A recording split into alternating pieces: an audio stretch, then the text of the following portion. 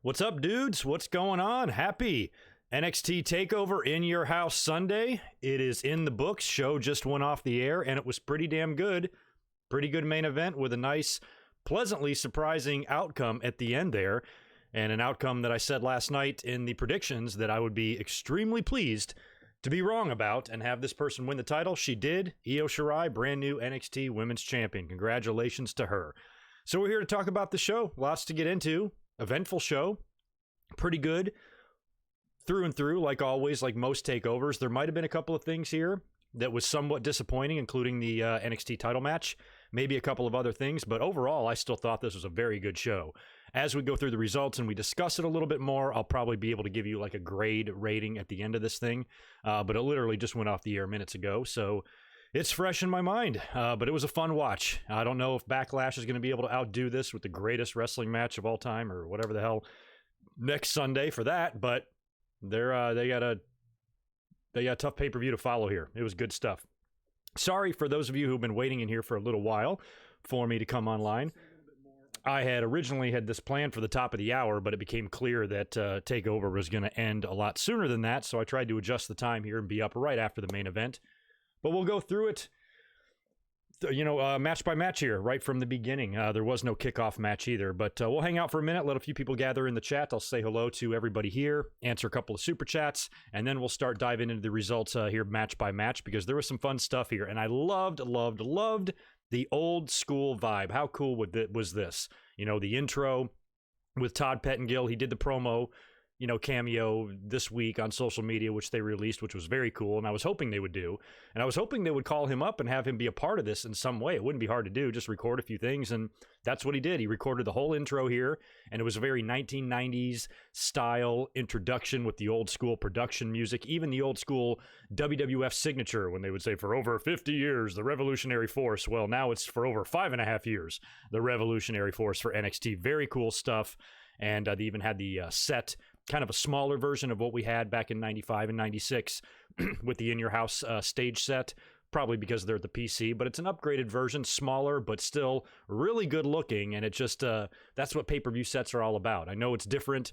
It's basically in an empty building here, but I hope that WWE stops being cheap bastards when wrestling goes back to normal, and they start bringing back unique pay-per-view sets and exclusive sets. I think that would, help the feel and the vibe of the show, because it definitely did here. So very cool, kind of old school vibe. This, I think, was probably the closest thing we've seen to maybe like an ECW One Night Stand or something, where they try to recreate what the past looked like. This was really fun to watch. And someone like me, I was a teenager, or no, hell, I was getting close to 20 by the time In Your House was created and shit in WWE. So I have fond memories of these days. Shout out to Adam Cole too, who they did a bunch of cuts throughout the show, like plugging merchandise and shit. A lot of this stuff was old school. We'll talk about all that. The DX thing with the computers was funny. Sean resurrecting his role on the AOL online from back in the day, where he didn't know what to push and didn't know how to work a computer. That was really cool. But I think my favorite part was the Adam Cole, Bret Hart, Ico Pro spot that they did, where he basically said the same line that Bret did in those Ico Pro commercials back in the day. Very cool, very cool overall feel and vibe to that early 90s time.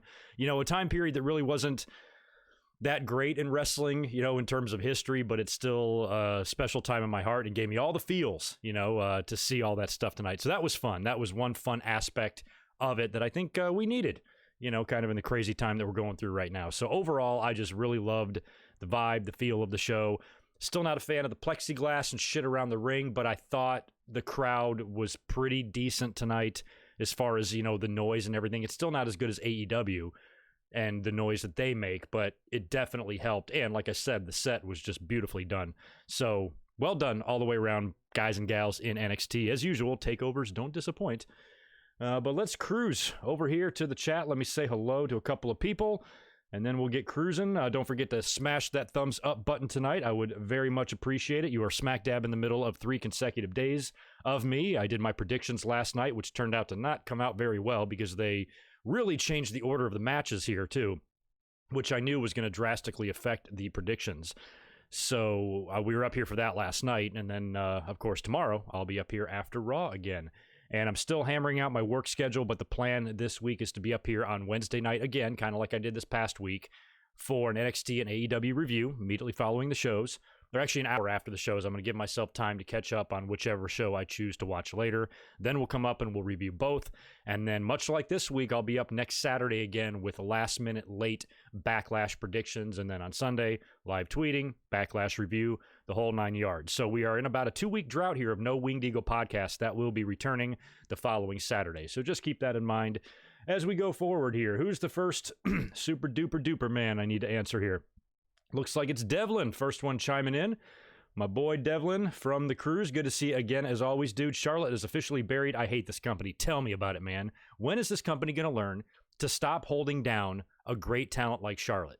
You know, she's there. She works so hard, and WWE, you know, they just treat her like shit, and they just push all these other, you know, pieces of talent like Natalya just because her dad's Jim Neidhart and she's got blonde hair. You know, they just constantly shove Natalya down her throat, while at the same time just completely wasting, you know, a great piece of talent like Charlotte. This company is an idiot.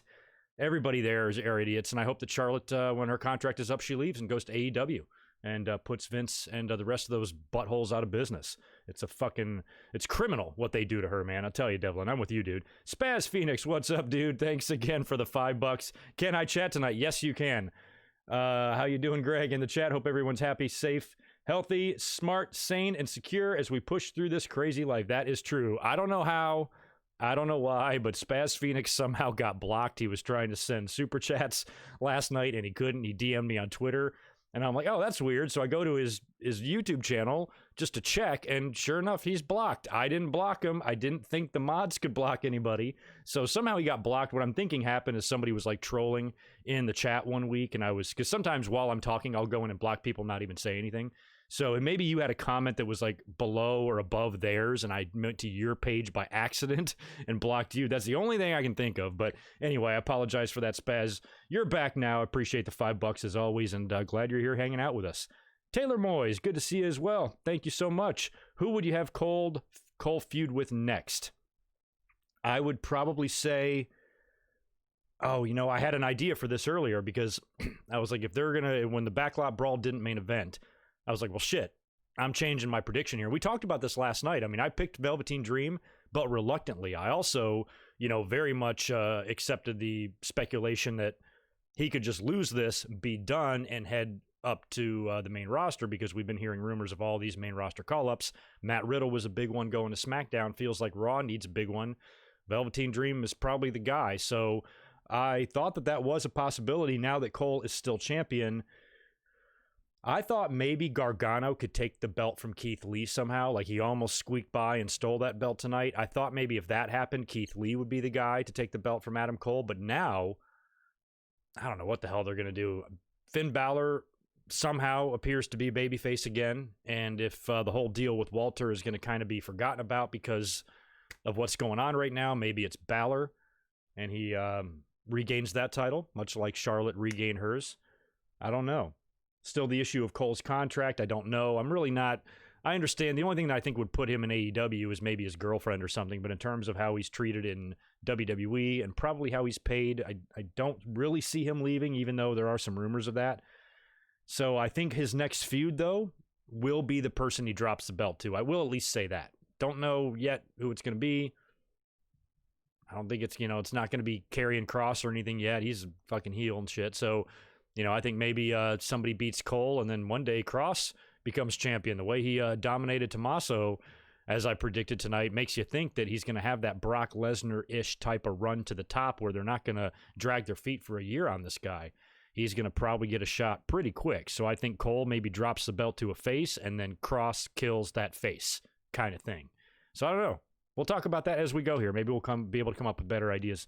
Victor Colon, good to see you as well. Thank you for the $2. It was awesome that they brought back the house set. I know, man. Tell me about it. We're going to talk about that in a second. I was very happy with that. All right. We have got those knocked out, and we'll see what kind of an audience we have in here tonight for this wonderful review. This should be a lot of fun. I got a nice cold frosty brew open. I had one during the show as well. And another thing I liked about Takeover tonight, 2.5 hours. 2.5 hours, less than that, actually. I think it was like 2:25 or something. So that's nice. Not a lot of filler, not a lot of bullshit, and anything that they did in between matches was actually quite entertaining tonight because of the old school feel. But anyway, NXT TakeOver in your house. Went down tonight from the Performance Center, and it was a really nice old school theme. They opened up the show, like I said, with Todd Pettengill doing the intro, and they had the old school WWF signature bumper that they would do replaced with the NXT logo. That was very cool. And Todd is kind of going through the spiel with that old school like production music playing in the background. At the very end, he goes, yeah, and tonight one lucky winner will not win a house, which was kind of funny. They even had the footage of that original house. I wonder what happened to that. I wonder who owns it now. I'm sure whoever won it doesn't own it anymore, has probably sold it or whatever, but I'm curious what the status of that house is. That was good stuff. I'm surprised they didn't bring back, like, not bring her back, but maybe have her record something as that Stephanie Wyand chick. Now, she did not last in WWE. She was there less than a year, I would say. I don't even know now. I'd probably guess maybe 6 months she was around. That was it. So it's not like she has a whole lot of connection there, but she was a big part of that very first In Your House. I thought that would have been a nice touch, but they more than made up for it with everything else that they did. Now, after they did the intro, they opened up with a band. I didn't know who the hell that was, rocking out to some pretty hardcore metal there to open up the show, which was cool. And then lights came on, and while the band was performing, it was all in black and white, but you could tell that house was behind them. So I was like, oh, sweet. They brought back the house. I kind of thought it was going to be the whole thing. I thought the PC was big enough to bring back the old one, but they kind of built a new one, which I appreciated, more condensed, and it looked great there, with the hard cam facing the set like that. And it was a pretty good theme to the old one. It had like the garage portion, which was the entrance where the wrestlers were coming through, had the big window about equal size on the other side, and then the door in the middle. Very cool looking set. So that was making me feel good right off the bat. Little yard in the front yard. I even tweeted out, I mean, how funny would it be if the Mexicools just drove in there, started mowing the lawn and shit? It just reminded me of that because that little green grass was out there. So I really liked the way it looked. I mean, it was small and condensed. And if we're going to have, I mean, we don't know what's going on here in terms of COVID and events and large gatherings and things like that. But if we're going to have more pay-per-views in the PC, I'd like to see more of these exclusive sets built, just on a smaller scale, like little mini sets. So if we get all the way to SummerSlam or we get all the way to Survivor Series and it's still here, we're still in the PC, I would like to see, for SummerSlam, build a fucking beach. And kind of like they did at SummerSlam 96, they had that beach set in the back there. Something like that, just to make it a little bit unique, because I think it really helps and it really adds to the show. So that got everybody off, I think, to a really good start and had everybody feeling really good about the show because the feedback on social media was the same. Everybody was really praising that, really happy with the the house set and all that. So good stuff. Anyway, show opens up with the 6 women's tag, which we figured it would.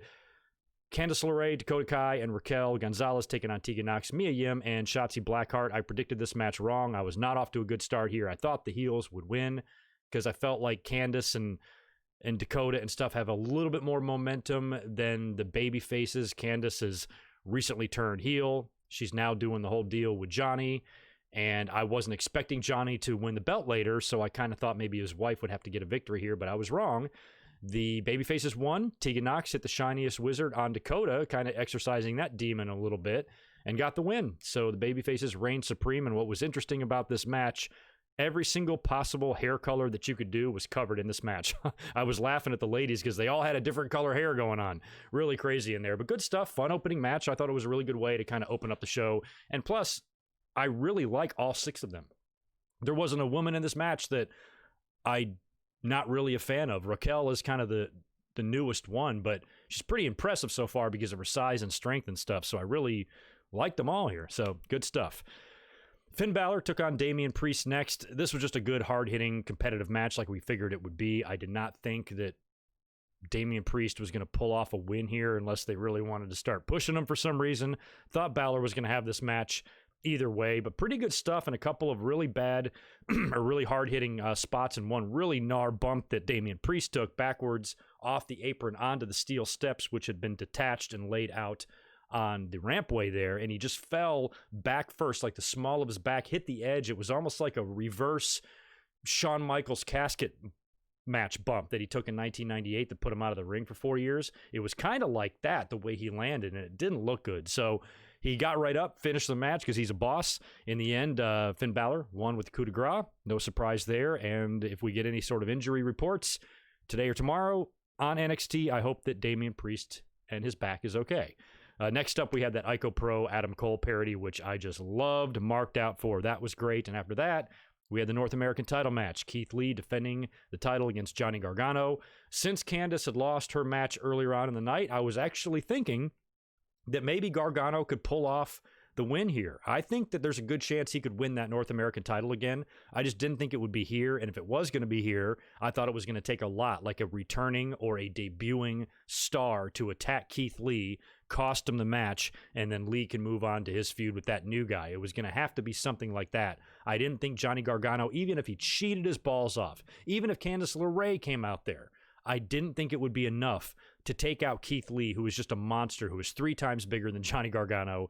If this was a real fight, this match would last about a half a second. And Gargano really took it to Keith Lee early. I mean, the size difference here is just astronomical. But Gargano was wearing Lee down pretty early, and he was really being aggressive and really taking it to him and had him on the mat a good portion of the beginning of the match here to kind of a surprising degree. I didn't mind. I like Gargano. I'm not one of those fans that gets too hung up on size or anything, but I thought it was, maybe a touch more selling than I was expecting from Keith Lee. But all in all, they were just trying to make a fun match out of it, and they did. Now, Johnny has been using those keys that he's had on TV for the past couple of weeks, even when he made his entrance. By the way, not sure what the cape is about. Don't know if I like that. Takes the little set of keys and puts them in his tights, which, again, I don't recommend putting sharp objects next to your little general, but that's what he did. And he wrestled the whole match with keys next to his nuts. I don't know why you would do that. But anyway.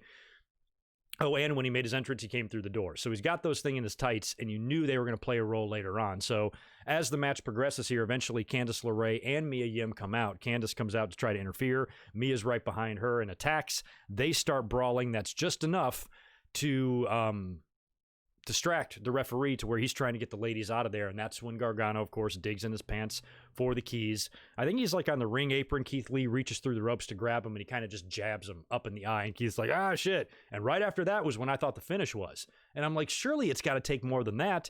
Keith Lee rolls in the ring, and then Gargano hits him with a super kick or whatever he does and gets on him for the pin. And I thought that was going to be it. And then Keith Lee kicked out. And I think he did that 2 other times. I want to say Johnny nailed him 2 more times, maybe even 3, with super kicks when Keith Lee is down on his knees, and still Lee kicked out. So after he kept kicking out time and time again, I'm like, okay, maybe he actually is going to retain here. And he did. He finally powered back out, grabbed Johnny by the neck, hit him with basically 2 spirit bombs, and then the Big Bang Catastrophe for the win, and retain the title. Phew. I actually was not ready to see him drop the belt yet. I just think he's too big, too bad, too dominant, too awesome. And that title, since it's been created, and I've said this before, has been really hot potatoed around quite a bit. So if you're going to have it on an absolute beast like Lee, if anybody's going to have a dominant run for a little while and hold that title longer than just a couple of months, it's going to be someone like him. So maybe in the end, Gargano finds a way to take that belt off of Keith Lee, and then maybe Keith Lee goes on to bigger and better things. But for right now, I'm glad that he retained, because Keith Lee's awesome. Then we had the Backlot Brawl, which I think on social media surprised the hell out of all of us. We're like, oh, this match is now? Backlot Brawl is now, which was kind of a bad omen for a couple of reasons. Number one, it was going to completely screw up my predictions, because had I known last night that this match was not going to be the main event, I would not have picked Velveteen Dream to win the title. There was no way that Adam Cole was going to drop the title after his year-plus long title run in a mid-card match that's not even in an arena. Fuck no, there's no way. So basically, the match coming up next, to me, gave the finish away. Cole's retaining.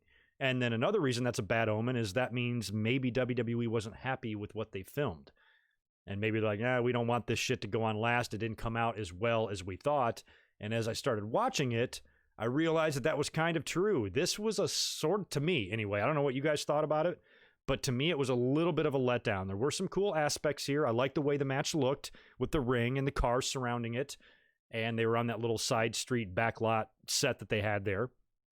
The entrances were somewhat cool. Adam Cole showed up in a big truck. Velveteen Dream showed up in a Lamborghini. But overall, I think the editing wasn't as good as some of the previous matches, like the Boneyard and shit like that. It didn't come together the same way for me. It wasn't as enjoyable to watch. I thought some of the editing was poor, even. a little bit, and some of it was just a little bit silly. It made me chuckle a couple of times. They had the Uber driver pull up and said, hey, anybody call an Uber or whatever the fuck? So that was kind of funny here or there. We had a lot of interference from Undisputed Era and Dexter Lumis, and the wrestlers, I believe, were in the cars. They were honking their horns, making a lot of noise. So there was a few things that were kind of cool there and some cool bumps and stuff. But overall, I did not enjoy this match nearly as much as Ciampa and Gargano or Taker and AJ or Cena and Wyatt or those matches. This was kind of on the lower end. I don't know if I enjoyed the Money in the Bank more than this or not. They both kind of weren't that great in my opinion. But anyway, in the end, after a lot of brawling, they were up and down the side streets there. Adam Cole at one point went through a windshield. They were battling up on a ladder because among everything else they had out there, they had a ton of ladders and a ton of chairs. So the two find themselves up on top of a ladder, and I think Dream pushes Cole off. He lands backwards onto a windshield, cuts his arm all up. Eventually, they find themselves back in the ring where there's a shit ton of chairs, and after a lot of interference from the Undisputed Era and all sorts of stuff happening, Adam Cole retains, hitting the Panama Sunrise on the stack of chairs, pinning Velveteen Dream. And that was it. So Cole retains, which part of me is okay with because I like Cole and I'm fine with them postponing whenever he's going to drop the belt, because when he does, I think it will be awesome and be a big deal. And maybe this just wasn't the best match to have him drop it in. And I had mentioned last night, I was like, I'm wondering if at one point, whenever they have one of these type of matches where they film days or maybe even weeks ahead of time, if they start filming two finishes just in case they change their mind, or just to fuck with the talent. Hey, you guys are going to not know who's winning this until you watch it like everybody else. Might be kind of fun, Vince would find, I'm sure, to fuck with the talent like that, but it might also give WWE an out in case they, as they're watching what they filmed, they're like, maybe this doesn't work, let's try this instead or something. But this wasn't my favorite match that they've done, and because of that, and the fact that it wasn't the main event, I'm cool with Cole retaining here. I would love to see Dream have his moment.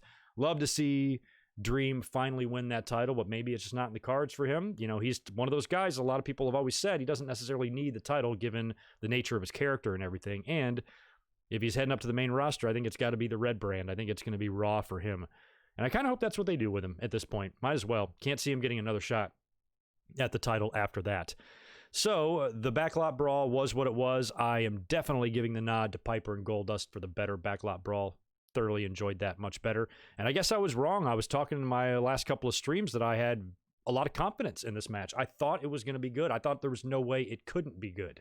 But to me, not taking anything away from Cole and Dream, they busted their ass out there. It's just the match overall I didn't enjoy that much. Anyway, if y'all agree or not, peek over here to the chat. What do we have next? Oh yeah, down to the final two matches.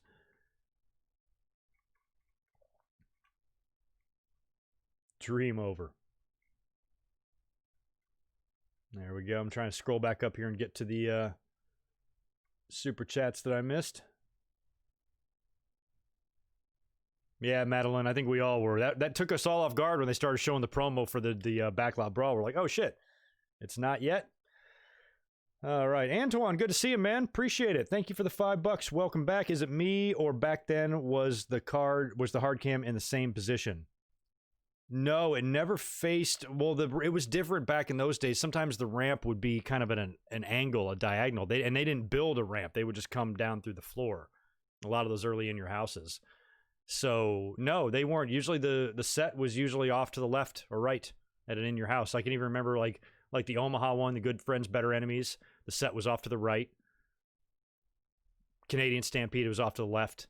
Shit like that. And that actually had a ramp, if I remember right. But no, I don't think the hard cam was ever facing the house when they had the pay-per-views before. But welcome back, Antoine. Stone Cold, thanks for the $2, dude. When Todd said there were no 800 numbers, made me laugh. Yeah, he said 900 numbers. That was a funny spot where he was plugging the merch, and he's just like, call 900 WWE shop, and they're like, there's no 900 numbers. And he's like, what? When did that happen? And I'm old enough to remember 900 numbers. I called him a couple of times. My God. I'm so glad those days are over, man. You young kids have no idea how good you have it. Spectra, thank you, man, for the $2. Appreciate it. Felt like a really weak takeover, maybe the worst. It wasn't the strongest takeover, definitely not. It was a different, feel, and the worst ever. Probably. This was still a good show. But yeah, I might have to say maybe it was the weakest takeover ever. A lot of things at play there. A couple matches were disappointments, and of course there's no crowd and things are just different. So maybe in the grand scheme of takeovers, you can't really judge this one the same way you judge the others that have 20,000 people in the arena. But yeah, maybe it's the week. I still enjoy the show, though. So that just goes to show you how good takeovers are, is even when they give you a bad one, it's still pretty good, just like sex and pizza. Victor Cologne, thank you for the $2. What was your favorite match of the night? I guess I haven't thought about that yet, have I? I might say Cross and Ciampa, which is what I'm about to talk about here in a second. Yeah, I liked the women's match. I thought it was good. It's one of those two. It's one of the final two. That's when the show really got good for me. So next up, and once the Backlot Brawl happened, we knew that the women were going to main event. So that meant Karrion Kross and Tommaso Ciampa would be up next. And I talked a lot about this in the past couple of weeks, that given WWE's investment in the presentation of Karrion Kross and this whole new big persona, clearly they intend for him to be a big deal. I think he needs to be pushed very similarly to Brock in 2002. There's some people that you don't want to give too much too fast to, but there's some that are just so insanely believable. You know, you should really make monsters out of them. And I feel like when I saw this match tonight, there was a lot of shades of Brock in him in terms of how he was just really overly dominant on people that are usually normally feared in the company and stuff. So I had said this match should be something similar, not necessarily a full-blown squash, but maybe something similar to Brock's title win at SummerSlam 2002 when he faced The Rock. And while The Rock was competitive, and he definitely had Brock on the ropes a couple of times, there was no doubt in the end that Brock was just overmatched, or Rock was overmatched, and Brock put him down hard. Hit him with that F5, 1, 2, 3, dominant, decisive victory. I thought the match would be something like that, and I dare say this was even a little bit more dominant than Brock was in this match. This might have been closer to Brock and Cena at SummerSlam more than Brock and Rock at SummerSlam. And I said that Tommaso should, because Tommaso is just a super respected guy, and think about if he goes in there and gets dominated, that sends a message. That's a statement victory for sure. And this match had a lot of that because they get in the ring and immediately Tommaso shows no fear. He goes right after Karrion Kross and he kind of shakes off the first couple of shots and winds up hitting Tommaso with a lot of suplexes and shit. Very reminiscent of Brock. A lot of strikes, a lot of suplexes. Really bad spot on the outside of the ring where he wasn't. I guess it was. I know they've outlawed the buckle bomb. I don't know if this qualifies or not, but Karrion picked up Tommaso, picked him right up, and just threw him as hard as he could right into the ring apron. That looked bad. If Nia Jax would have done that to somebody, the fans would be calling for her head. But I think Tommaso protected himself, landed okay. But that was a hard spot. Really, really hard spot. And he had his moments where he had some flurries of offense there where he had Karrion Kross down, had him out of the ring a couple of times. Finally was able to get the upper hand for a little bit, but every time it wouldn't last long and Kross would put him right back down. In the end, Ciampa gets choked out with the cross jacket, gets him right in the ring. He doesn't tap. He just, referee calls for the bell, and that's it. And that was a dominant victory for Kross, and I loved it. And I love Tommaso Ciampa. Trust me, I want to see him do more great things, but Karrion Kross needed to beat someone other than fucking Cameron Grimes or someone like that. He needed to beat a main player, somebody that's considered to be in title contention pretty much all the time. Put that person down and hard and say, watch out for me, kind of thing. And that's exactly what they accomplished here. I liked it. And given the fact that he was so dominant here against Tommaso, you know, you can't wait a year before you give this guy a title shot. So this has got to happen soon. And I suppose maybe they put him in there with Adam Cole and Kross just beats him. I kind of think maybe you wait a little bit longer. I think Cole maybe drops it to some other babyface and then Karrion beats that babyface, or you just do the fucking heel match and have Karrion destroy Adam Cole right now at the SummerSlam Takeover, whatever that's going to be and whenever. Maybe you do it. I mean, considering the victory here, you know, I don't see any reason in waiting. He's over. Presentation is over. Everybody's like, wow, he's pretty badass. Plus, he's believable with the MMA background. Somebody's got to fill that Brock void at some point. I know WWE doesn't build like mega stars anymore, doesn't rely on one star to carry the company and all that anymore, but they still need that attraction. They still need that guy. Because even all these years later, when did Brock come back? 2012. 8 years he's been back. And I know a lot of fans are sick of him. I've even expressed frustration a little bit here and there with Brock, but still overall, I'm a much bigger Brock fan than most fans are, especially these days. And even to this day, even 8 years later, as we've seen, Brock lose a lot of matches over the last 8 years. He's gone down. He has lost matches, and he's lost matches clean. John Cena and Triple H and Goldberg and Seth twice and Drew. A lot of people have beaten Brock clean. But for some reason, whenever he's on the show, it still gives me that big time feeling.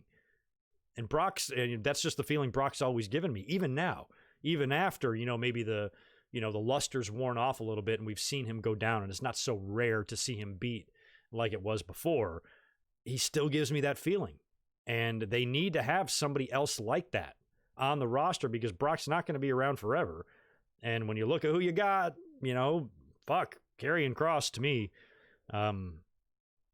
he's almost like somebody put on Twitter tonight. I can't remember who it was. Like he might be who WWE always wanted CM Punk to be. Just a really like badass, version, just maybe not quite with the mic skills. So maybe Karrion Kross is a cross, no pun intended, between Brock Lesnar and CM Punk. Because he's got the great presentation, he's got the tattoos, he's got the hot chick with him, and the interesting entrance music and the theme and all of that. And then when he gets in the ring, he fucking murders you. It's awesome. So we need somebody to focus on and say, okay, who's going to be like the guy that we can all, that's not only going to get pushed hard, but the fans are also going to be okay with being pushed hard. Because 9 times out of 10, even if you're okay with it at first, the fans turn into dicks in the end. So will they turn on Karrion Kross? Will Karrion Kross have a year-long title run? I'm sick of him being champion. That'll probably happen. But for right now, I'm impressed. I like what I see, and I think he should just push him the fucking moon, man. Just do it. Just do it. Yeah, Dexter Lumis' little cameo in the backlot was good. Good stuff.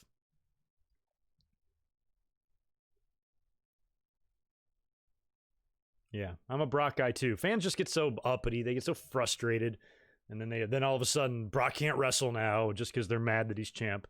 They're so damn irrational. Did I miss a super? Yeah, Joey G, good to see you, man. Appreciate it. Thank you for the $5. Favorite NXT match ever? Shit, I got to just do some research on that. Mine is a toss-up between American Alpha and Revival. That one was good. I remember that. And Bate and Walter. Wow, those are two that I'm actually familiar with. Yes, those two were very good. I liked some of those early ones. I liked like Nakamura and Sammy. I liked Sammy and Cesaro, like some of those early ones. A couple of the women's matches. Who was it? See, I can't even think. Velveteen had some awesome ones in recent years as well. It's too much of a jumbled mess in my brain to narrow one down. I'd have to read some results, but I'd remember them as I read them. All right. That knocks out those. Backlash was taped tonight. I was not aware of that.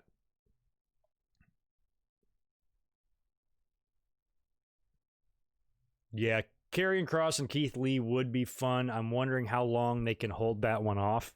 And like I said, if Keith Lee does cough up that North American title, hell, you know what? Maybe I wouldn't even have him lose it. I'd have him challenge Adam Cole as the North American title. Actually, that's what I'd do. That's what I would do. Somehow have Lee and Cole have the next match at Takeover. Champion versus champion. You can do title for title if you want, but really it's Adam Cole's title that's on the line. And Keith Lee wins and is a double champion. And he wins the NXT title as he's the North American title holder as well. Forfeits the North American title. You have a tournament for it. Johnny Gargano wins it. And then Keith Lee is your NXT champion. You have him run for a couple of months, and then Karrion Kross. That might be the order I'd do it in. It puts the title on Gargano without him having to beat Lee. Keeps him strong and undefeated through all of that. And he doesn't lose to anybody until he faces Kross. And Kross puts him down. And then maybe Lee is off to the main roster. I don't know. Or you keep him there. That's going to be fun. When those two finally... And I kind of thought it was interesting, too, to get Matt Riddle out of there. Because I was wondering, I'm like, Matt Riddle and Karrion Kross would be a great match, and they're so different. you know, because Karrion Kross is dark and evil and sinister and blood and black and white and all that, and Matt Riddle's just like smoking a blunt, bro, you know, just to see those two clash, I think might be interesting. So they got Riddle out of there. So maybe, you know, at some point in the future, if Riddle makes it on the main roster, maybe if he makes it on SmackDown, actually wins the title over there or something, and then Karrion Kross finds himself as NXT champion, and it's Universal Champion Matt Riddle versus NXT champion Karrion Kross at Survivor Series. Oh, okay. I think that's pushing it to get it done that fast. You'd really have to put the pedal to the metal with both, and I don't ever recommend doing that, but that'd be interesting. Anyway, let's get on to the main event now. Main event, Shirai, Ripley, Flair. Triple threat for the women's title. Charlotte's defending the belt. Everybody comes out, looks great. I mentioned on Twitter last night that I was really hoping that someone would tribute the Shawn Michaels entrance from the Owen match when he came down on the rope from the ceiling and landed. And I thought Rhea Ripley could be pretty cool if she came through like that and then landed right at that cue in the song where she like stamps her foot. I thought that would be cool, but she just came through the door like everybody else did. So that was kind of a bummer. They start fighting right off the bat. Eventually, of course, they spill out to the ring, and you knew from the beginning of the show that once we saw the set, I even tweeted it right off the bat. I said, who's going through the door? Who's going through the window?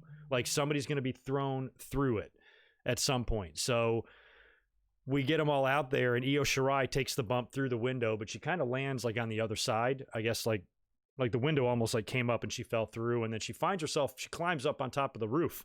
So as she's thrown through the window, Ripley and Charlotte are battling on the stage there. They look up to see to see Io up on the roof, and she does a giant high cross body great, just glides through the air and lands on the two of them. And as soon as she did that, I'm like, Io Shirai better win this title if she's taking bumps like that. So that looked great. Charlotte was nearly pinned at one point.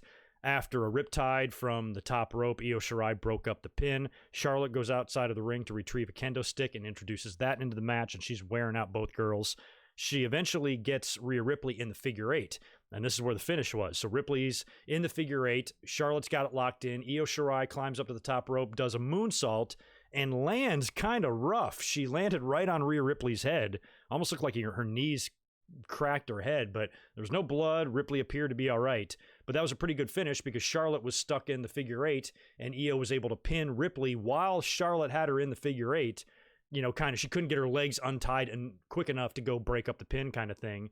And Io Shirai won the title, so I can live with that. We all knew that WWE was probably going to take the belt off of Charlotte without her losing it. And when she beat Rhea, I was like, you know, as long as Rhea wins the title back, I think she's the future. I'm okay with it. But then during all of that, Io Shirai kind of got back on the map, which is where she should have always been. She should have always been a title contender. She's had shots. She's always come up short. So we mentioned last night that I would be so pleasantly surprised if they went in another direction here and put the belt on Io Shirai, because if you're going to move Charlotte back to the main roster for her to go over there, then you probably want another strong woman in NXT. So now you got Rhea and Io can battle from here for the title. Ripley will probably win the belt back from her at some point, and they can move forward. So even though I didn't like the idea of them beating Ripley, and then when Charlotte loses the belt, she doesn't have to be pinned. But since it's Io Shirai, since they kind of, you know, swerved us here, or not swerved us, some of us did speculate, and some people even predicted that Io Shirai would win. The fact that they went in this direction, like, I'm almost like okay with it, you know, because they gave Io her due. There were rumors at one point of her maybe not sticking around in NXT. And I can't remember, who is she with in Japan? Is it Evil or Sonata? She's with one of them. It's either her boyfriend or husband. At least that's what I remember hearing months ago. So I thought there was some talk about her going back there. Or maybe that was Kairi Sane. I can't remember. But apparently that's not the case now. Hopefully she's sticking around long term, because she is awesome, and I could not be happier for Io Shirai. So congrats to her. And like I said, we'll see where this goes from here. If they keep Charlotte around for maybe another match, maybe Charlotte's pissed now, because is she just going to go back to Raw now and not do anything? You would think that a champion losing the belt, because I bet the fans are going to say that too. If Charlotte appears on NXT and says she wants a title shot, you're going to have people saying, what is she there for? I'm like, well, because she lost the belt without being fucking pinned. That's what anybody would do. So maybe she sticks around in NXT for another week. goes there, shows up Wednesday, demands a title shot, gets a title shot, loses, and then goes to Raw. Or if she's just back on the main roster now, and that's going to be the end of the Charlotte experiment, so to speak, in NXT. Don't know. But either way, we had a good outcome tonight. The overall results, I mean, even though maybe it was a weaker takeover, the results of all the matches, I literally did not have a problem with any of them. I'm glad Keith Lee retained. I'm glad Cole retained. I'm really happy Io Shirai won the title. Karrion Kross did exactly what I wanted him to do. And the women did their thing, even though I predicted it wrong. And everything in the middle, you know, the Ico Pro stuff, the In Your House stuff, the promotional consideration, the merch plugging, all that shit was great. It was a nice kind of feel-good show, just a fun night, fun 2.5 hours of wrestling. I think it's some medicine we could all desperately use right now. So it served its purpose for me. Adrian, I'm having a beer. Thank you, my friend. Appreciate the super chat. Very kind of you. Should have been Ripley. Yeah, it'll be Ripley. Ripley's 23. She's fine.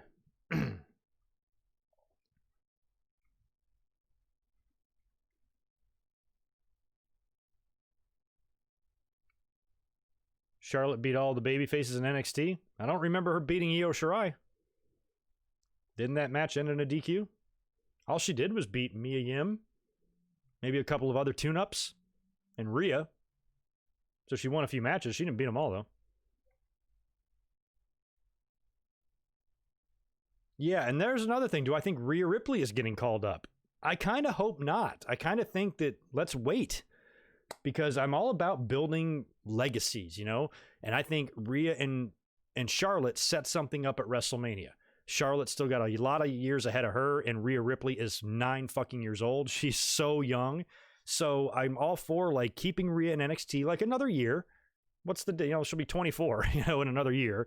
You know, have her have a long run with the title, build a legacy, build a reputation there, and then build herself up to where the fans really want to say, okay, you know, she lost to Charlotte when she was 23, but she's 26 now. She's on the main roster. Let's see what happens now. Build it for some big rematch or whatever. Because now, the way it looks, I don't know if we're going to get that one-on-one match again unless they keep Charlotte in the mix here. Like, maybe they do another Charlotte and Rhea Ripley #1 contenders match on NXT or something like that, and then maybe Rhea Ripley wins, and then Charlotte goes back to Raw, allowing Ripley to be the #1 contender and face Io Shirai. But calling Ripley up, I don't know. I don't think I necessarily hate it. I just wouldn't do it because I know everybody's in one city right now, and I've mentioned that before. If you're going to have all the talent there under one roof, might as well use them all, right? But if these are going to be official call-ups and when wrestling goes back to normal, these people are going to stay on the main roster and be on the road. Don't call them all up. You just brought up Matt Riddle, and you're going to potentially bring up Velveteen Dream now as well. To bring up Ripley on top of that, that's a big chunk of talent. Ripley and Dream and Riddle all at once, that's too much, I almost think. So I'd keep Ripley there just for the betterment of the women's division there and just to keep that roster strong. And Charlotte going back, you know, not that she ever really left. She was on Raw and SmackDown every week. But maybe I'd keep her there for now. But who knows what WWE's going to do. I'm just saying what I would do. I'm not one to predict that because I have no idea.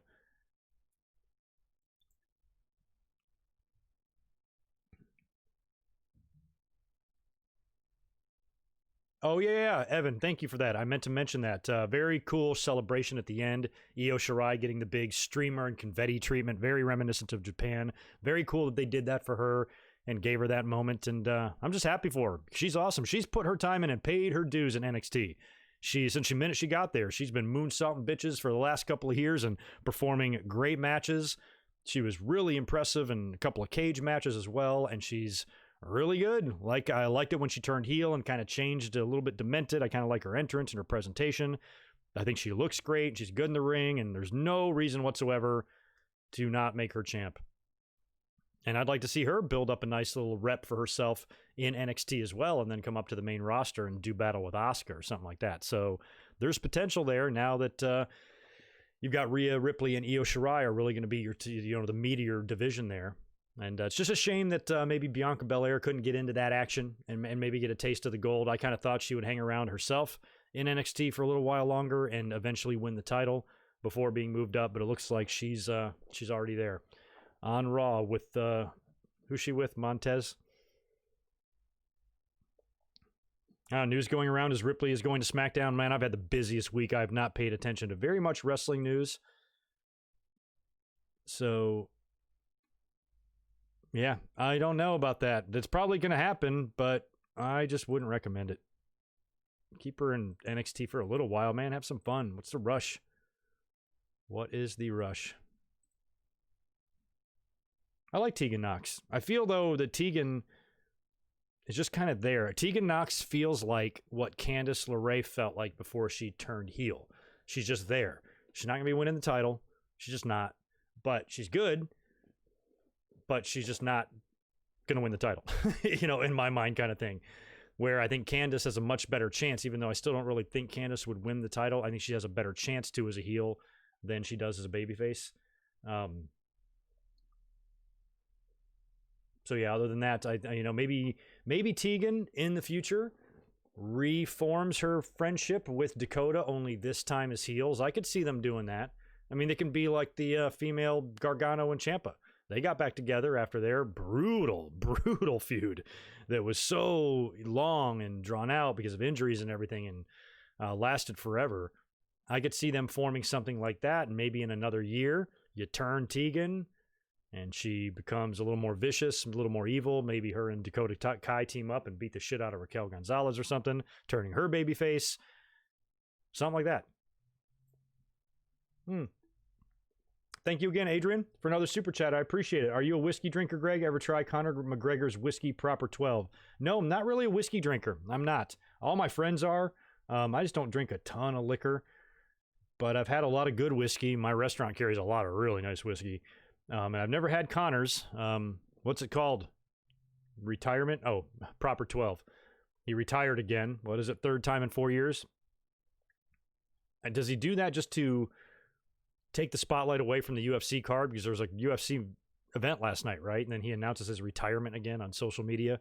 God, that guy's a fucking jerk off. I wish he'd retire from announcing his retirement because he's really good at it. And he needs to stop. Marcus Metcalf, thank you, dude, for the $5. Charlotte beat the babyfaces Rhea, Bianca, and Mia and dropped the belt to a heel, Io Shirai. WWE ruined my Sky Pirates versus Boston Hug dream match. They did. They ruin a lot, don't they, Marcus? Jesus. Yeah, so she put down Rhea, Bianca, and Mia, who I guess, yeah, probably are the top three faces right now, unless you include Tegan, which I kind of don't. But you still got some talent that Charlotte has not destroyed, and I think the women's division can keep rolling without her. She didn't go through there and rape and pillage it and leave. It wasn't that bad. But I'm kind of still curious, like, what they do. And, you know, if Charlotte hangs around for another 2 weeks and then is done, or maybe she just never leaves. She just works all 3 shows forever. No, Devlin, I do not own. Thank God. I'm really glad I didn't have to. I wasn't an owner at the time of all this happening. Do not own a restaurant, but man, I've been working in it forever. I made myself a good ass living slinging hash. I don't know how I did it.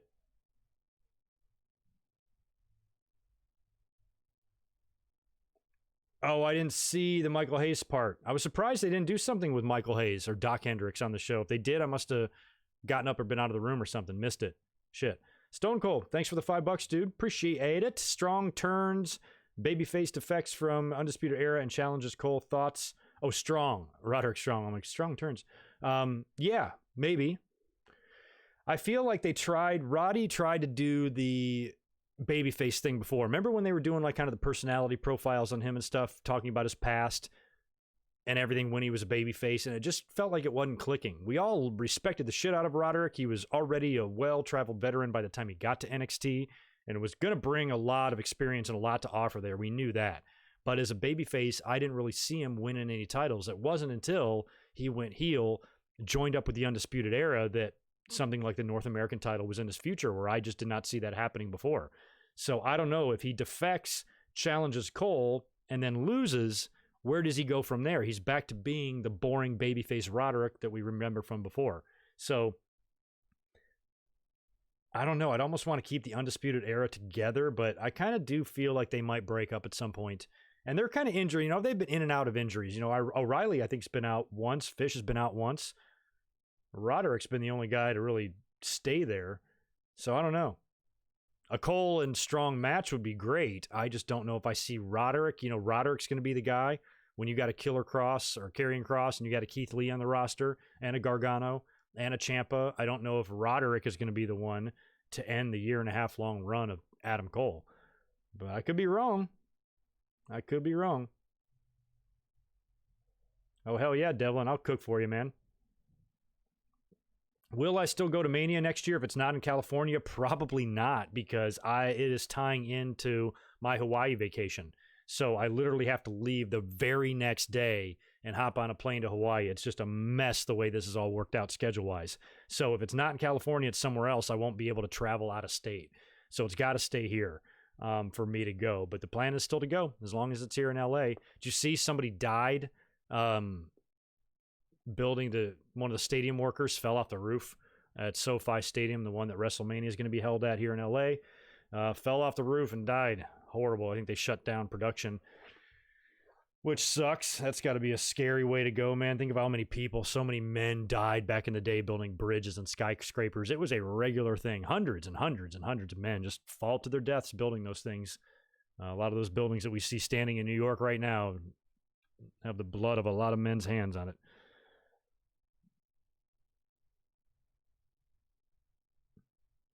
Yeah, I agree. NXT, the one thing they do have going on for themselves, I don't know if it's intentional or what, or Triple H is aware of this or something, but it feels like in a lot of their situations, they do have so many multiple directions that they can go, multiple fun directions. And they usually choose one of those directions.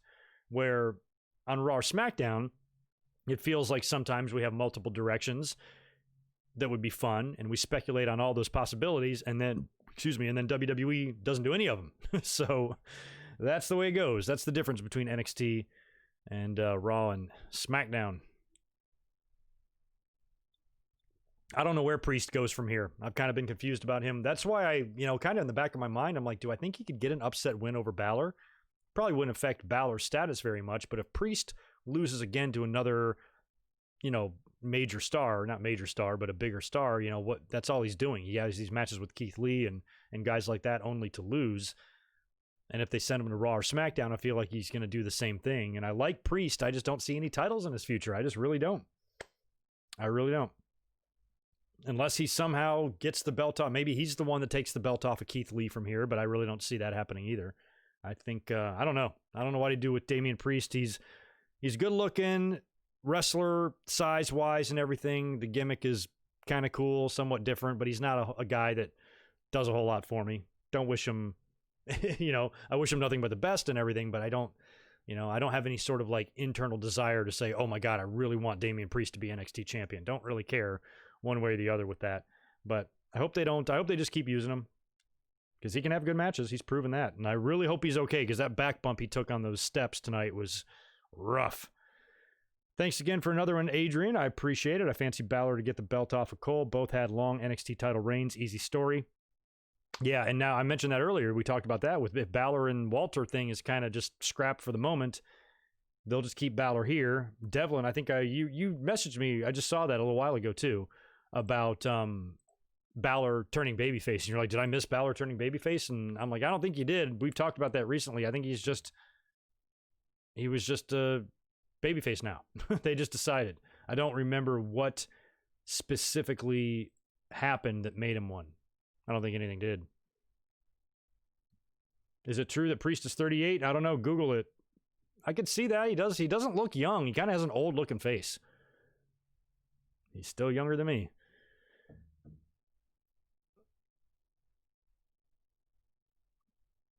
Yeah, when it comes to call-ups, people going to the main roster, like I said, in this pandemic, I don't mind them going the other way. Having Charlotte come back there to win the NXT title, I thought was kind of cool, even though fans hate Charlotte. I think Balor being the guy to beat Adam Cole, coming back to NXT after a main roster run and winning the title would also be cool. And who's to say they can't send others? You can't send Shorty G back, or maybe even a Cesaro, or an Ali, or somebody else they're just not using. I'd be perfectly fine with them going the other way. Maybe even putting a tag team down there and having them win the NXT titles. Send the Viking Raiders back there. Thank you, Zane. Appreciate the $10, dude. I really appreciate that. Welcome back and good to see you here on a second night in a row. Would have been better to use Todd Pettengill as a backstage interviewer throughout the event. Yeah, it would have, but I think that he was doing this stuff remotely. Like, I don't think he traveled down to Orlando to do all this. I don't think. If he did, then I think they might have him there to do backstage interviews and stuff. But this is probably stuff, they probably sent a camera crew to him to film all that shit. If it was my guess, I don't know. But if I had to guess, that's the way it was done. Because I think he still has his morning show. He still does his radio to this day, I think. Last we read up on Todd. But it was just good to see him. I mentioned earlier that they should sign him to a Legends deal and bring back the Action Zone, the old studio show with Todd and Doc. I used to love that show. For some reason, I don't know why. I just liked the way it was set up a little bit better. It was something different to watch than just the normal taped matches with dubbed over commentary. I didn't like that. It was just kind of boring at that time. So to have something a little bit different, and they would talk about various things, I liked the setup of the show. And it didn't last long, probably less than a year that they did that whole deal, but I liked it. And it would be cool if they could bring that back just for a throwback. You know, Michael Hayes still works backstage to this day. So bring Todd and Doc back together. I think it would be a lot of fun. Hey, the 90s guy, good to see you, man. Appreciate $2 from Australia. Good to see you, man. Glad you are well. I am. I hope you are well. Down under. Appreciate you stopping in. Okay, Michael. Okay, so he does still do the morning show. I couldn't remember if it was New York or Chicago. I knew it was one or the other. So he is there in New York. Yeah, so they probably sent that stuff to him. I don't think he went down to Orlando to do any of that shit, but I could be wrong. Todd Pettengill in the Hall of Fame, maybe for fun. You know, I love Todd, but I mean, his run was short. He wasn't even a wrestling guy. You know, Todd, to his credit, really learned the wrestlers pretty quickly. Like, he learned the product and was able to appreciate good matches and all of that, coming in as a guy that WWE just needed another guy could do interviews with a good voice. Mean Gene was gone. Void needed to be filled, and they kind of looked to radio for somebody else. They found Todd, and he adapted really quick. You know, he started understanding the wrestlers and their personas, and he always talked about them with pretty good amount of passion and stuff. So I always commended him for just, you know, having his shit together that quick. You know, where someone like Mike Adamle didn't know what the hell was going on out there, and he didn't know the wrestlers' names half the time. But Todd, when you were watching him back in the day, you would have never known that he didn't know shit about wrestling prior to coming there. He did his homework, and I think I always appreciated that from Todd. And he was just a super dork, you know, super duper ooper dork. But I liked him for some reason. Liked him a lot better than Michael Cole, because Cole pretty much replaced Todd. You know, Cole came in at the end of '97 there. I think he was there around SummerSlam when Todd was on his way out. SummerSlam '97 was the last pay-per-view I think that I remember Todd being at. I don't remember him around for the screw job or any of that stuff. He was gone, and it was Michael Cole. So Todd got out of there just in time before the shit hit the fan, before Bret Hart was told to leave, before Brian Pillman died, before they screwed Bret Hart, all that stuff. Todd literally got out of there right before all that started. But I'm not sure exactly when his last day with the company was, but it wasn't there very long. So to put him in the Hall of Fame, you know, based on his resume, maybe not, but going with my heart, fuck yeah, Todd's awesome. Love the Toddster. Adrian, thank you for 2 more, dude. Appreciate it. Could you see Punk go to NXT instead of Raw or SmackDown? CM Punk? Maybe. CM Punk's just the type of guy, has just the type of personality to say something like, yeah, I'll come back, but I'm going to go to NXT. I could actually see him saying that, but he has to come back first before being in any specific brand. But if he goes to NXT, he's going to be on the same roster with Killer Cross. And if CM Punk's previous outings in MMA are any indication, he ain't going to stand a chance against someone like that. And he's going to be completely outmatched, outmanned, and outclassed in a match like that, just plain and simple. So I think he might be better on Raw or SmackDown because he can say better things on the mic. There's a lot of guys he can target. I think this is the one rare case, actually, where I think a talent would be better on the main roster than NXT. Can't believe I'm saying that. Can't believe I'm saying that. Ali and Ricochet being a tag team, no, I would not be okay with that, only because they wouldn't do anything with it. They tried to I was okay with Cedric and Ricochet being a tag team, but they didn't make shit out of it. I thought they could start color coordinating their outfits and come up with a catchy team name and do all this stuff and actually make a run instead of just two slapped together talents like Alistair and Ricochet was. Like, I thought they could actually be something, and I feel like they're already split up. Are they not even together anymore? So I don't trust WWE to put two great talents that on paper would make a great tag team, put them together, don't do shit with them. It's kind of pointless. So I'm going to vote no on that, to be honest with you. Going to vote no. Nothing against either guy. I love Ali. What a great dude. Such a good-hearted guy. Family man. Donates to charity all the time. There's really no reason why this guy shouldn't be in the company winning championships all the time. Yeah, and best of luck and shout out to Mike Adamle as well. I remember a couple of years ago there was a report out that he has dementia. So he's probably not doing well. We all poke fun at Mike Adamle, much in the same way that we poke fun at Art Donovan. Just a couple of guys just in over their head. Art Donovan was brought in to be a guest at the King of the Ring, and he didn't know what the hell was going on. Not even sure if he knew that it was Christmas or not. Mike Adamle had trouble remembering people's names and just goofing up everything. He had absolutely no charisma or no presence really in front of the camera. Just kind of a boring personality. Then they ribbed his ass by making him GM, and it was a complete disaster right from the word go. But hope he's doing all right. It's kind of a sad story, I guess, what had wound up happening to him. Kevin Kelly I liked a lot too. Kelly was cool.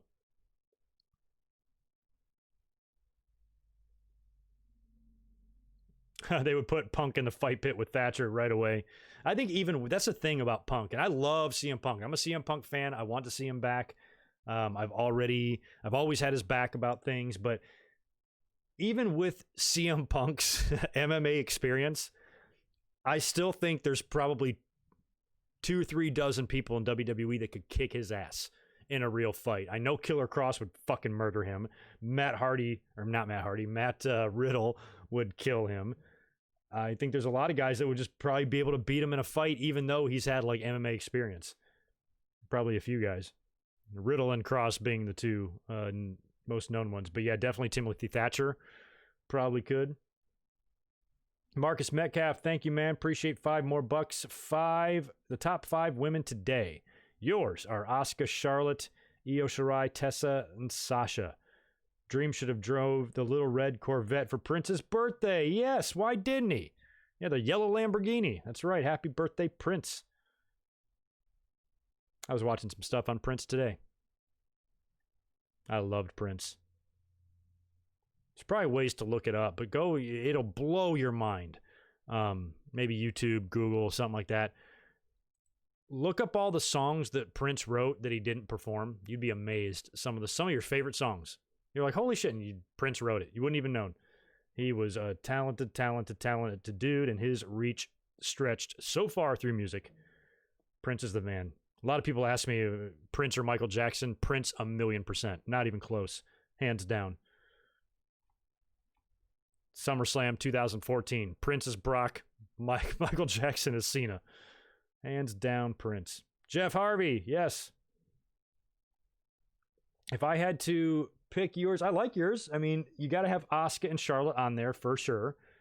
You've got Io on there, not Ripley, which is I have no issue with. I guess you have to include Tessa because she has made some history winning a men's title. So I'm cool with those 3. Asuka, Charlotte, Tessa.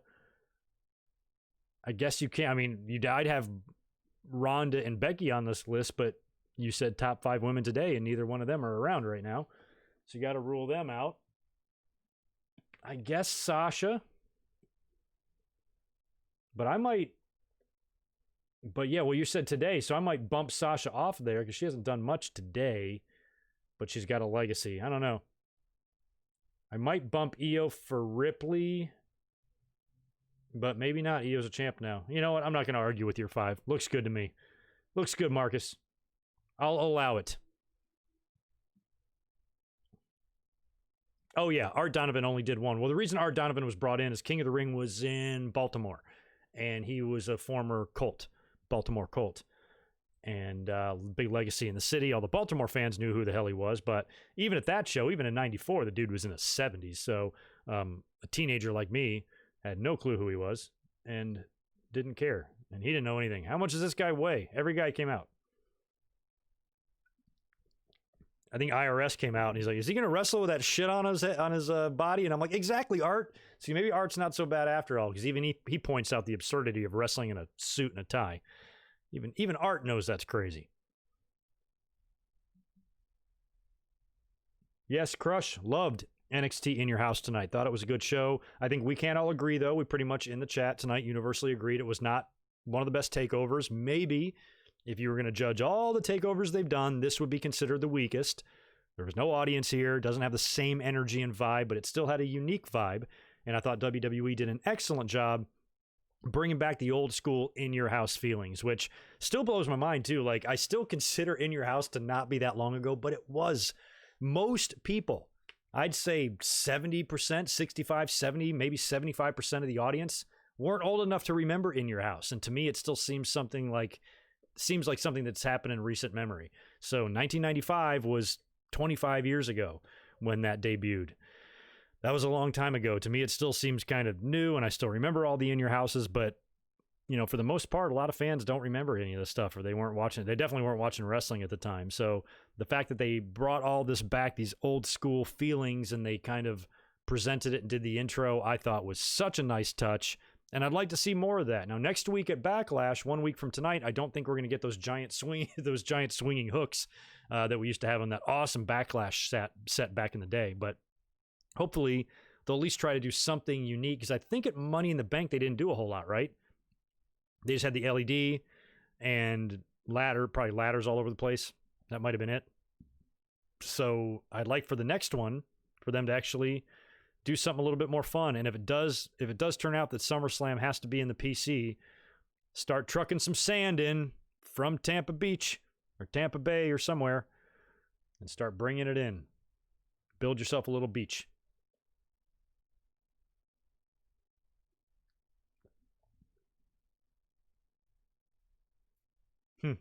Yeah, I mean, it was a long time ago, you know. 25 years is a quarter of a century ago when In Your House was started.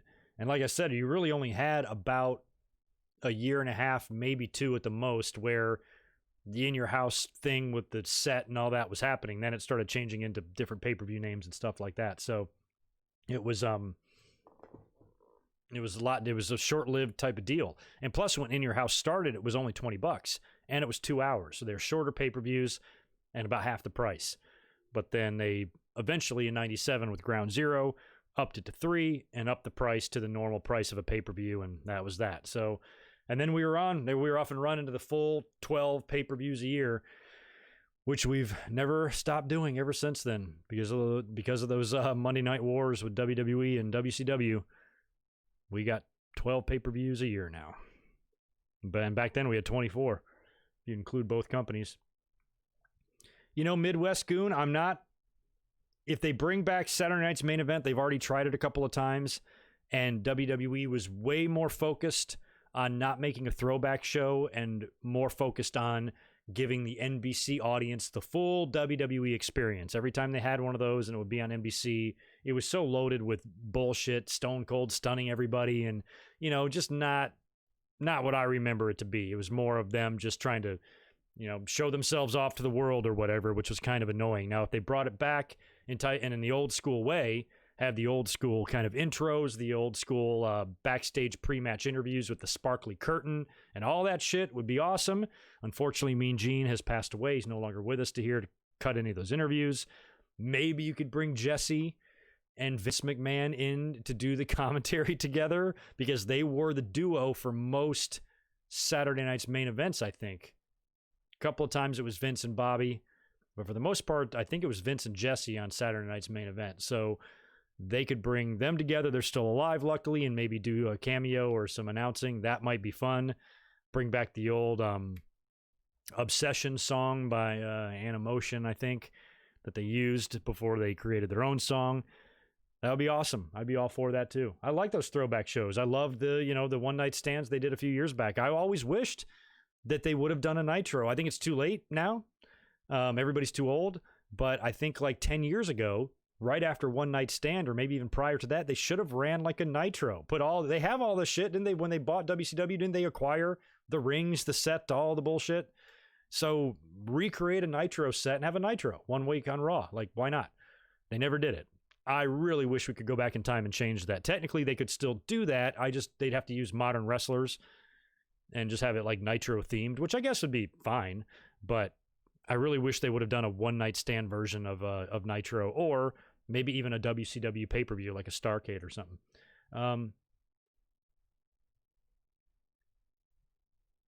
I got to miss one. Sorry, I'm lost. There you are, Adrian. Sorry about that. Found you. Thank you for another super chat. Very generous of you. Me and my wife have no audience, and we always give one hell of a performance. That's right. Yeah, well, sometimes you have an audience if you have pets. And they definitely enjoy watching that. Marcus, thank you, dude, for the $5. Another one. I'm from Arkansas and went to the only pay-per-view WWE ever had in Little Rock. It was No Mercy 2002.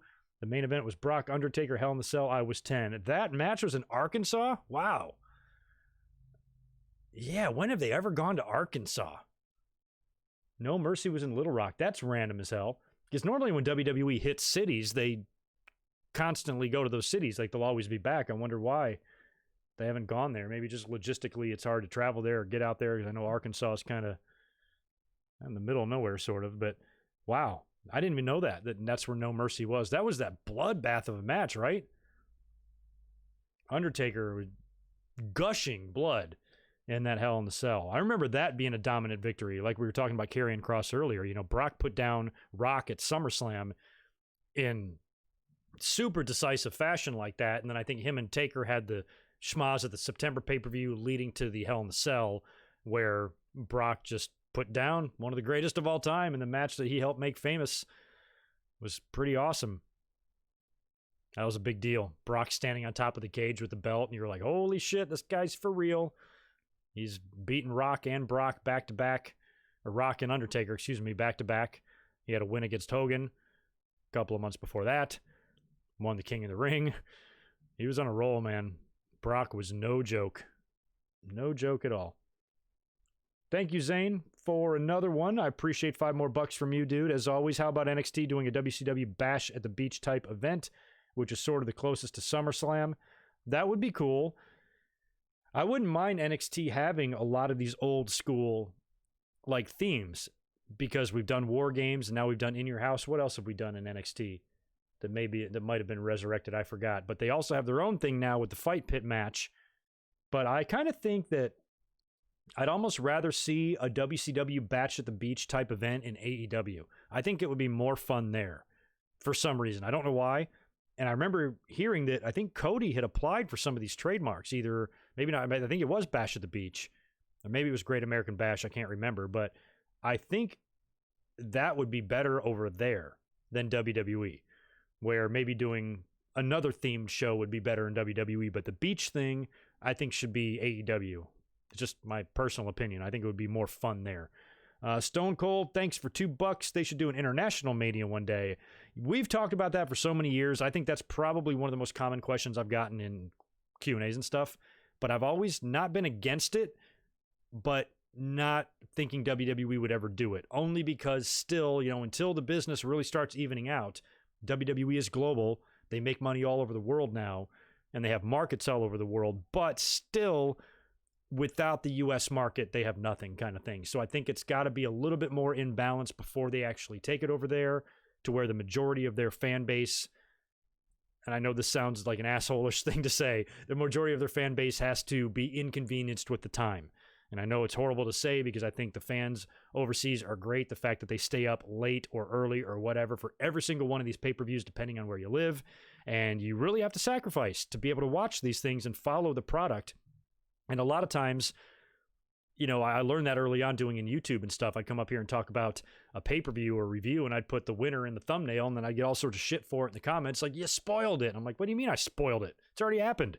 You can't spoil it if it's already happened. Well, a lot of people overseas don't watch it till the next day, or it doesn't air till the next day. So, they have to watch it different and all of that. So based on that alone, I think they absolutely deserve to have a show like a WrestleMania over there.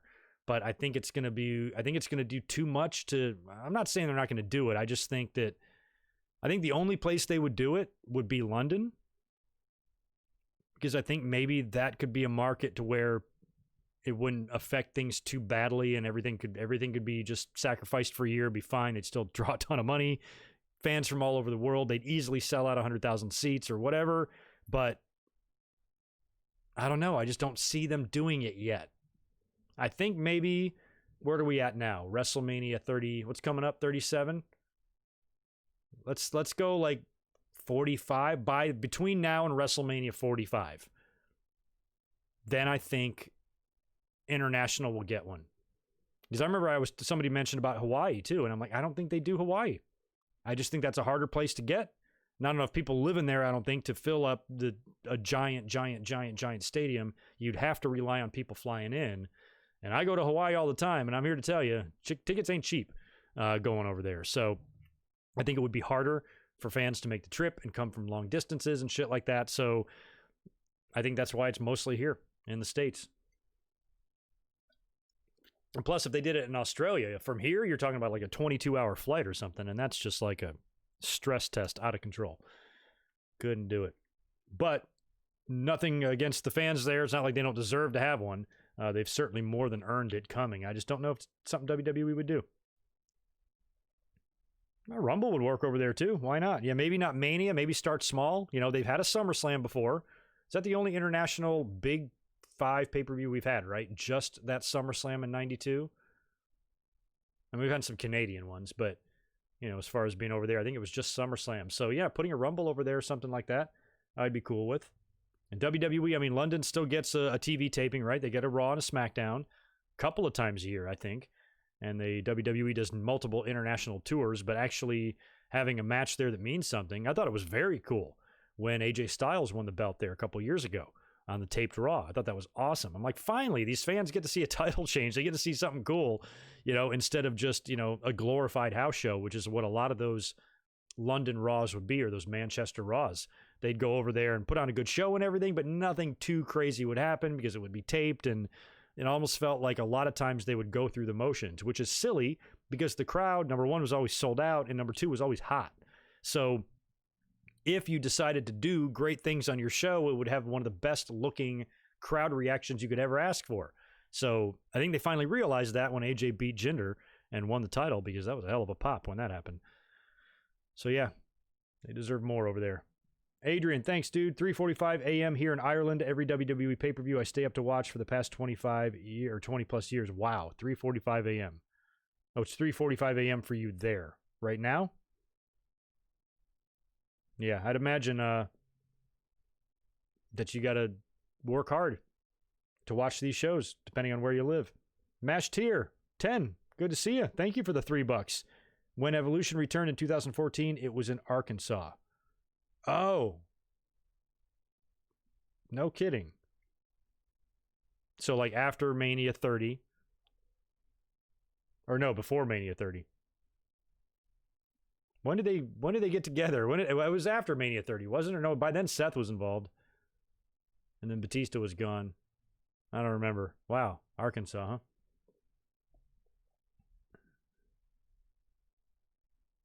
Do I think they go to South Africa? I think they've been there for shows, but I think they maybe stop in there for a tour or something, or maybe drop in for a show. Not sure if any pay-per-views are going to be down there, but possibly.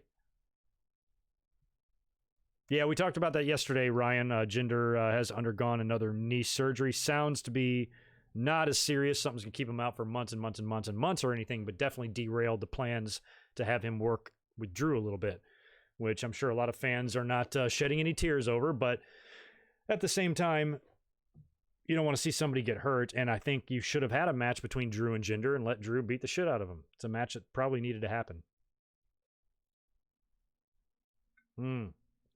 That's right. Seth was with the Shield for a little while longer after WrestleMania 30. They had a couple of pay-per-view matches with the Shield, right? That's right. And then he turned right after that, and then Batista was gone.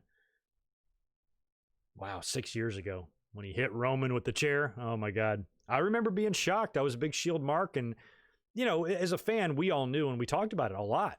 We said, Shield's going to break up. We know that. It's going to happen one day.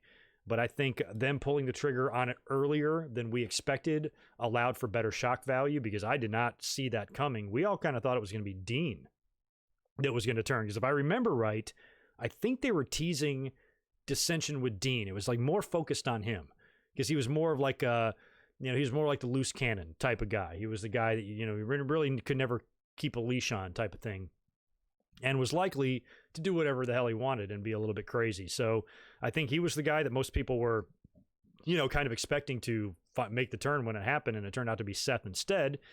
Worked out pretty good for Seth. Worked out good for all of them. I still think one of my favorite things they ever did with the Shield, it's weird, is when they were all champions in the same night. It was like Roman dropped the belt to Seth. Was that when he got pinched for the wellness? Dropped the belt to Seth, and then Dean cashed in and beat Seth. That was kind of cool. Like, just a cool concept, kind of giving all the guys their due in one night. Pretty awesome. I was a big Shield fan, man. Loved them.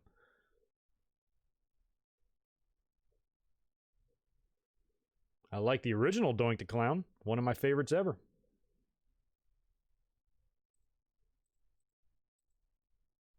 That gimmick had a lot more mileage on it. A lot more, because they turned him babyface so fast. I'll never forget that on Monday Night Raw when, he threw the water on Bobby the Brain Heenan, and you're like, oh, what the hell is he doing?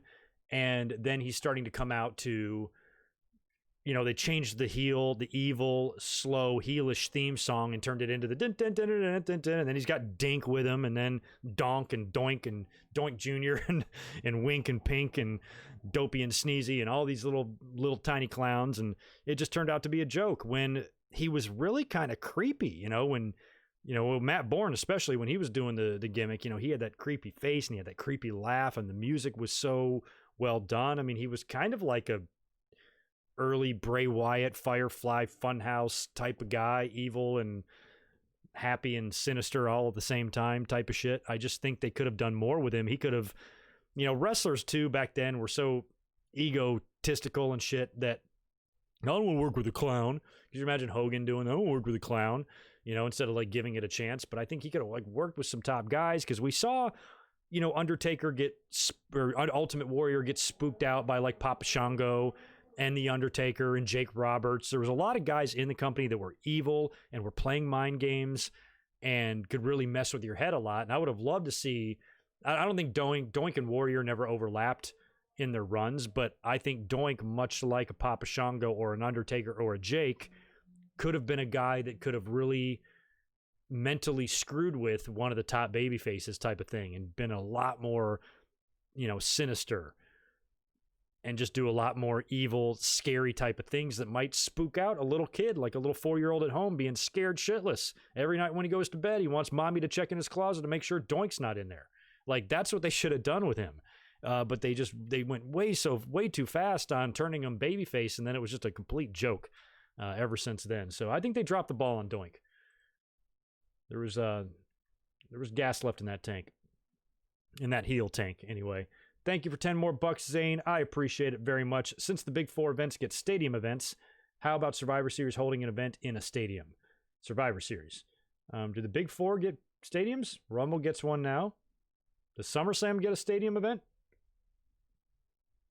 SummerSlam's had one. They haven't had another one, though, have they? I don't know if you need them all having them, because I think stadium events should be saved. They should be more unique, and we already get a couple of them now in Saudi Arabia. We always get a super show somewhere else in Australia or something like that. So you get these big shows, and now Royal Rumble for the past couple of years, and hopefully indefinitely, is at baseball stadiums. So I don't know if you really need Survivor Series or SummerSlam to be in a stadium. I don't really think you do. And Survivor Series is just a different type of pay-per-view too. In recent years, it's been used for brand supremacy, bragging rights, that sort of shit, and I don't think that's something that's going to fill out an 80,000 seat arena. Where a SummerSlam, you could maybe book a match that people are going to flock to see, but at the end of the day, even if your big 5-on-5 matches are exciting and action-packed, at the end of the day, nothing happens. Nobody gives a shit. The fans don't give a fuck. Newsflash to WWE, I hope they're aware of this. I don't think they are. The fans don't give a shit about brand supremacy. They don't care. Now that NXT is involved, maybe they care a little bit more, but they certainly don't give a shit between Raw and SmackDown. Who's better? Doesn't matter. all this talent switches around and stuff. And the past couple of Survivor Series have been decent, but at the end of the day, packing out 80,000, I'm not so sure. You know what I mean? So I'd probably vote no on that right now. Just, you don't need everybody to have a stadium show, you know what I mean? But maybe in the future, you can just throw one at us for fun. And thank you after that, Zane. Appreciate $5 more. Hogan will say, it doesn't work for me, brother. He loves to say that, doesn't he? Hogan, and it doesn't work for me. He said that to Brett once, and I've still never forgiven him. Adrian, thank you again, man. Appreciate 5 more. Heel Doink and Muhammad Hassan could have been WWE champs. Lots of potential. Yeah, Muhammad Hassan, he could talk too, you know. He had he was not horrible, and he just was in a shitty situation. Wasn't his fault. Sometimes I don't know what WWE is thinking. But anywho, I think that's going to wrap it up for me. We've now been going for about an hour and a half now, and audience hasn't really picked up too much, so I'll go ahead and shut it off here. I got to get some dinner made and do some other things around the house, and then I'm going to be back here tomorrow night, immediately following Monday Night Raw, and we're going to do it all again. So that should be fun. Hopefully we'll have a fun and entertaining Raw tomorrow. We'll stay up and we'll talk and we'll chat wrestling. I'll answer questions, and if nothing happens on Raw, we will just shoot the shit for a couple of hours, drink some cold ones, and hang out. But I think that's going to do it for this review. Let me know all your thoughts, opinions, and everything you want to say about NXT TakeOver in the comments below if you're watching this after the fact. And I will catch you guys tomorrow night, immediately following Raw. Be good. Have a good night.